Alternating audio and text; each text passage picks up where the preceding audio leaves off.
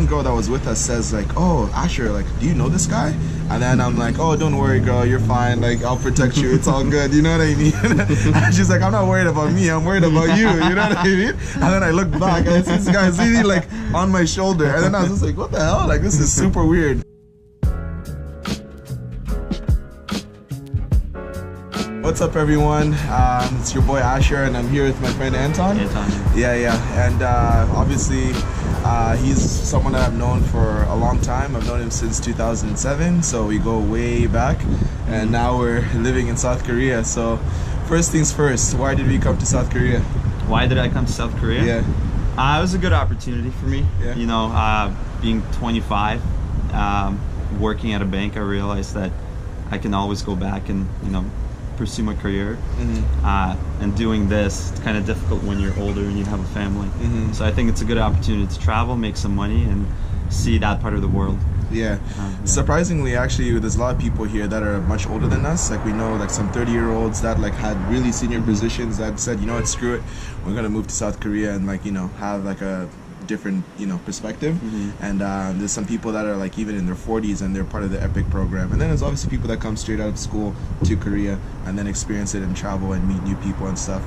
But in this video, I wanted to talk about differences in Canada and in South Korea. So the first difference obviously is the people.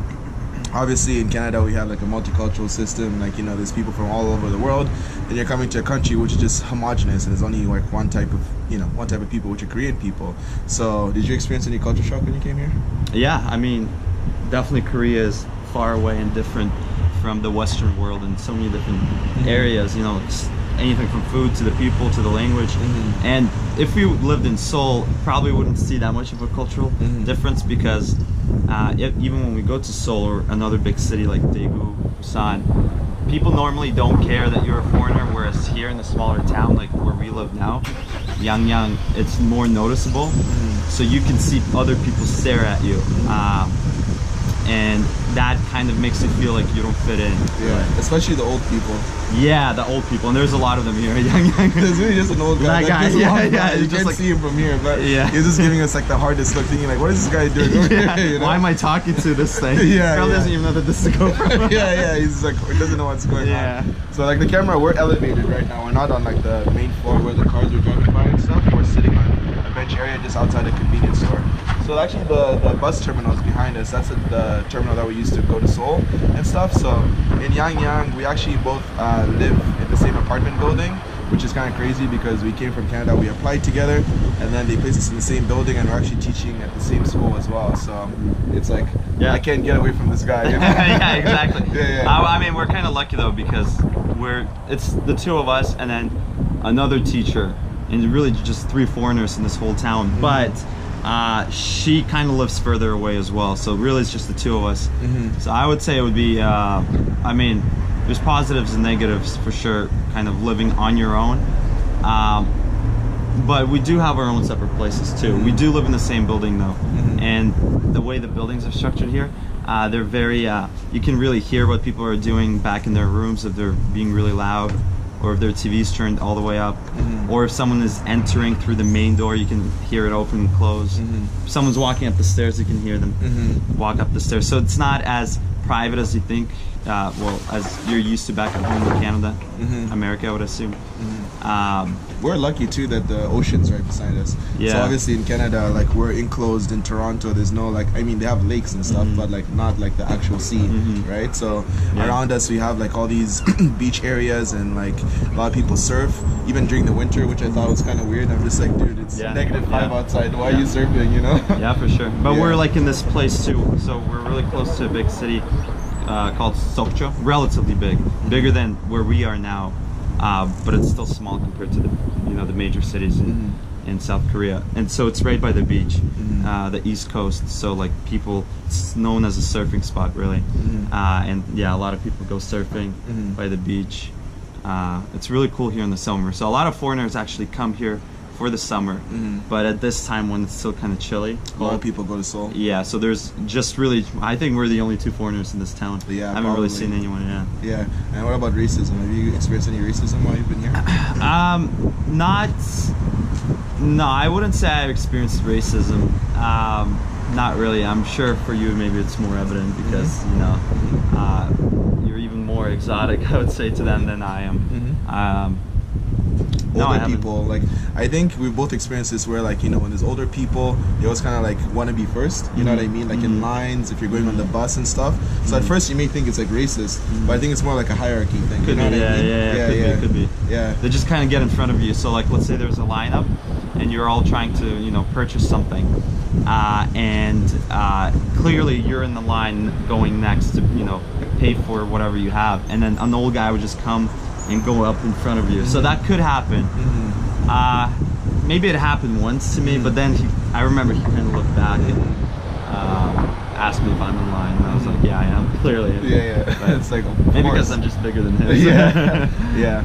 And also, actually this happened to me a couple days ago at school. I don't know if I told you this, but there was one student that came up to me, and he's like, Asher teacher, and I'm like, hey. And he had like this note, and he like he wrote something down. I guess he had it in Google Translate or in Papago or something, and he's just like, he's pretty much said, he's like, oh, I'm sorry, I said something to you. He said niga, and niga is like a word in Korean. Okay. And it actually means like you or me Okay. or something. So I guess he was trying to talk to me and he used that word by accident. I didn't even click that he had said that, right? And so I guess I don't even know when we had this conversation, but a couple of days later he's apologizing to me. He's like, I'm really, really sorry. And I'm like, I didn't even realize like that had happened, you know? He probably realized it's similar to the N-word. Yeah. So that was like, that was not a big deal. And then so, like you said, me being more exotic, last weekend I was walking with another friend. So there were two friends of us. One was a girl and one was a guy. And then as we were walking, you know, in Hongdae area, there was this Korean guy that was like walking right behind me, and like really, really close. Like there's a bunch of space like around us for you to walk. There's no need for you to be walking like this close to me, right? And so the one girl that was with us says like, oh, Asher, like, do you know this guy? And then I'm like, oh, don't worry, girl, you're fine. Like, I'll protect you. It's all good. You know what I mean? And she's like, I'm not worried about me. I'm worried about you. You know what I mean? And then I look back and I see this guy really like on my shoulder. And then I was just like, what the hell? Like, this is super weird. I don't know if he was racist, gay, or whatever it was. Or yeah, high, drunk. Probably not high in Korea, but yeah. So it was definitely a weird experience. Did he say anything too? No, we actually had to turn the corner. We're like, all right, let's just go this way and see if you follow. No, we made eye contact, so you knew not to follow anymore. Yeah, that's weird. But again, there's this thing like you don't have personal space here. It's something you have to get used to. Whether you're in the bathroom, you can have, you know, because we're in schools, we have like a woman, you know, cleaning the school and the toilets and everything. And oftentimes I'm in the bathroom and she's just there cleaning, like, you know, like as if I'm not there. You know, if I'm sitting, if I'm at the gym, I mean, people are really close to you working out, so they're very touchy. Again, yeah, so it's very, you have to get used to that. That's where the differences are. And so, like you had mentioned earlier, the high thing. So in Korea, obviously, marijuana isn't legal. In Canada, it is. And so here, like, they think of marijuana as like, you know, it's like the worst thing ever. You might as well take heroin if you're taking marijuana, kind of thing, right? And so some people have actually asked me questions about that because they know we're from Canada, and like they ask about marijuana and stuff, and sometimes they ask too many questions and I'm like, all right, I'm not gonna tell you everything, you know? So but yeah, in this country, like before we came here, they actually drug tested us. So as EPIK teachers, we're supposed to pass a drug test. So we were well aware before coming here that marijuana wasn't something we're going to be indulging in if we're going to be coming here. So if you are thinking of coming to Korea, don't smoke. Yeah, don't smoke. Don't take edibles either. yeah, exactly. Yeah. And so how about the Korean girls? How are Korean girls here? Yeah, I mean, they're compared to Canadian girls. Canadian girls. They're interesting. So they're more, I feel like, like. Okay, I'll summarize it. Yeah. So, I can answer that question. Yeah. By the way, I'm wiping my eyes because of the wind and stuff, so I'm not crying. Go ahead. No, Korean girls are okay. Yeah, they're not bad. They're not really particularly my type, to be completely honest. But yeah, I mean, they're really open and straightforward, and you know, they'll come up to your face and tell you if they like you. So there's less of that mystery. But I find a lot of people I spoke to, their English level isn't that high, so it was difficult to really get to know them. And that's the struggle I know we both had because of the language difference. and also cultural differences. They don't really understand my humor that well. It could also be because my humor is shit. I was gonna say every girl doesn't matter if she's Korean or Canadian. Maybe it's not the humor part, but definitely a language barrier. Yeah. So definitely where we live here, there's like no girls our age, which sucks because all the universities are like, you know, around Seoul area and maybe different cities around the province. So obviously there's apps here, there's Tinder, there's Bumble, there's language exchange apps to meet, you know, Korean girls that want to learn English and stuff like that. And then sometimes they don't end up just being for language, you know what I mean?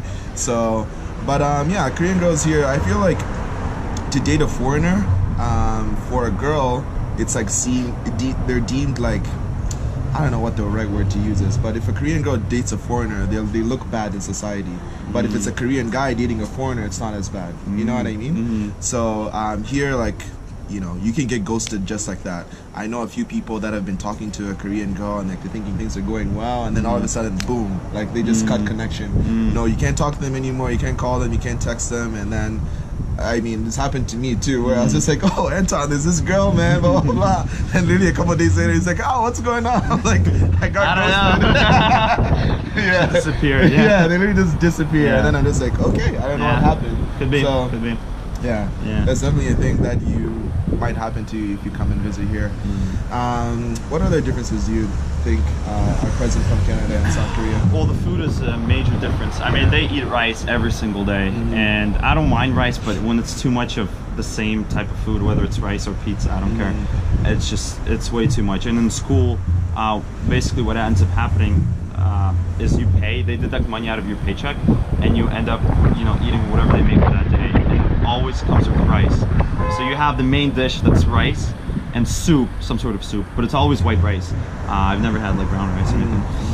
And then surrounding that, you have like other things that change on a daily basis, like chicken or, you know, beef or something. But it's always rice that you eat. And then when you come and you know, go to a store and you want to buy your own food, usually it's something mixed with rice.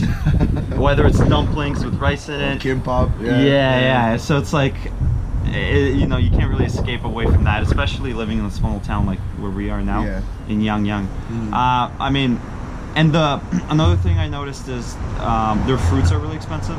In Canada, it's the opposite, but in Canada, fish is expensive, so seafood in general. And here it's cheap because they catch it like not too far away from here, and it's fresh too. So the seafood is fresh and cheap compared to Canada, and the fruits in general are more expensive. Restaurants are super cheap here, guys. Like, it's insane. We go to this one restaurant all the time and we pay like 5,000 won for like a huge bowl of like soup, and then they put noodles in there and like seafood. And 5,000 won is like maybe what, $7 Canadian, about $6-7 Canadian dollars. At a Canadian restaurant, you're paying like $18-20 for this dish, right? But that's also because we're in a small town. If you got the same dish in Seoul, it would be pretty much the same price. So prices in Seoul are actually not much different from Toronto, you know, or Canada. It's just because where we live as well. Another difference is pollution. So like we both said, before we came here, we didn't really know that pollution was going to be a problem. We thought, oh, that's just China, right? But the pollution actually does come from China.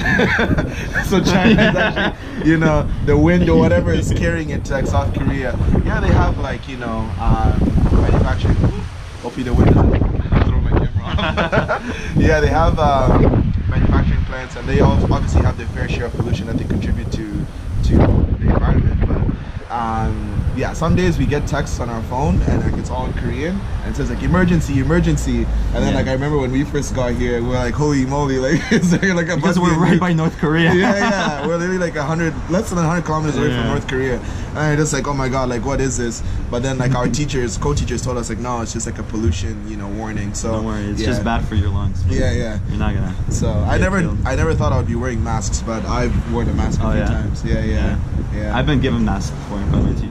Just a whole bunch. It's like she saw me walking to school without a mask. And it was like one of those days where it was really bad. She just like grabs a whole bunch out of her bag and just puts it in my bag. It's like 30 of them. That's awesome. She wants to protect your lungs. Yeah, but why 30? Just give me one. I don't know, keep them fresh. There you go, yeah. But yeah, I mean, pollution is definitely a big thing. They actually have apps. I don't know, maybe in Canada we have that too. I've never even thought of it.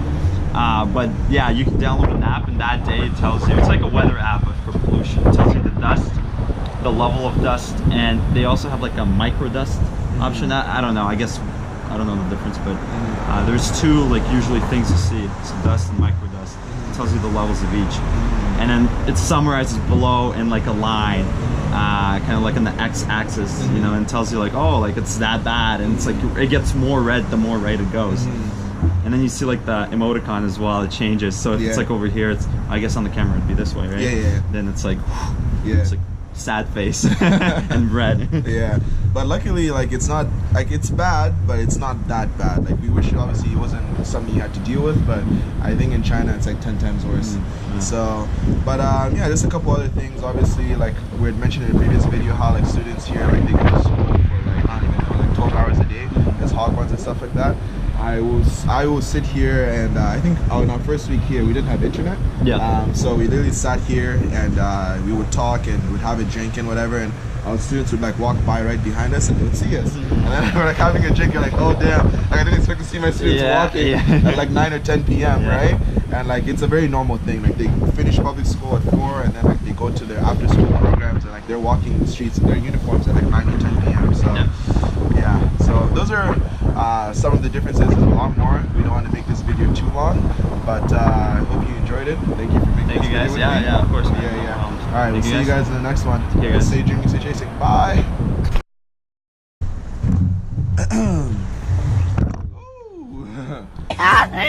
No, my bad. I'm sorry.